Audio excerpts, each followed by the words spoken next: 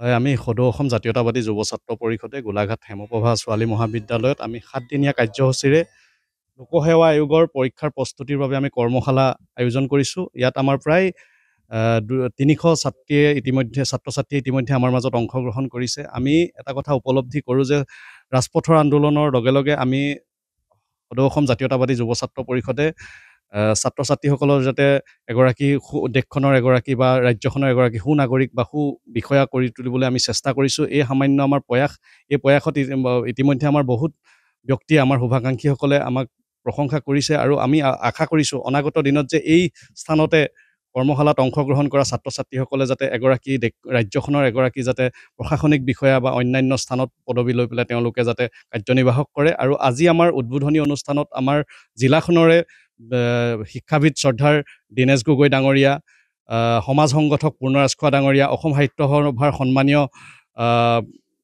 মুখ্য সাংগঠনিক সম্পাদক দিগন্ত কুমাৰ ভূঞা আৰু এই মহাবিদ্যালয়ৰ প্ৰাক্তন অধ্যক্ষা ডক্টৰ বন্তিৰাণী ফুকন বাইদেউ আৰু বিপুল ভূঞা ছাৰকে প্ৰমুখ কৰি বহুকেইজন ব্যক্তিৰ আৰু বিভিন্ন দল সংগঠনৰ জিলাখনৰ কেইবাটাও দল সংগঠনৰ ব্যক্তিসকল আমাৰ মাজত উপস্থিত থাকে। আৰু আমি এটা কথাই চৰকাৰখনকো এটা কথা আহ্বান জনাব বিচাৰোঁ যাতে এই প্ৰতিযোগিতামূলক যিসমূহ পৰীক্ষা, এই পৰীক্ষাসমূহ যাতে অনাগত দিনত আৰু নিকা আৰু স্বচ্ছতাৰে হয় আৰু ৰাজ্যখনৰ প্ৰত্যেকখন জিলাতে যাতে এইসমূহ পৰীক্ষাৰ বাবে যাতে চৰকাৰে যাতে বিশেষ পদক্ষেপ লৈ যাতে ছাত্ৰ-ছাত্ৰীসকলক মেধাভিত্তিক ছাত্ৰ-ছাত্ৰীসকলক যাতে প্ৰশাসনিক বিষয়া কৰি তুলিবৰ বাবে তেওঁলোকে যাতে পদক্ষেপ হাতত লয়।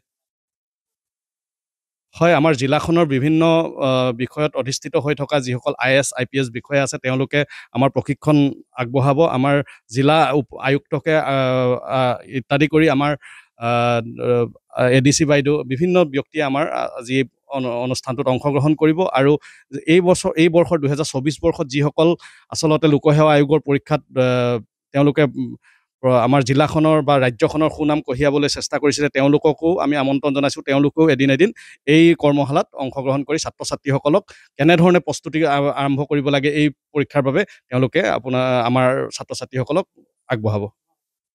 ইতিমধ্যে আমাৰ 200 মান ছাত্ৰ-ছাত্ৰীয়ে অংশগ্ৰহণ কৰিছে আৰু খুব সম্ভৱ অহা কাইলৈৰ পৰা 300 মান ছাত্ৰ-ছাত্ৰীয়ে এই কৰ্মশালাত অংশগ্ৰহণ কৰিব।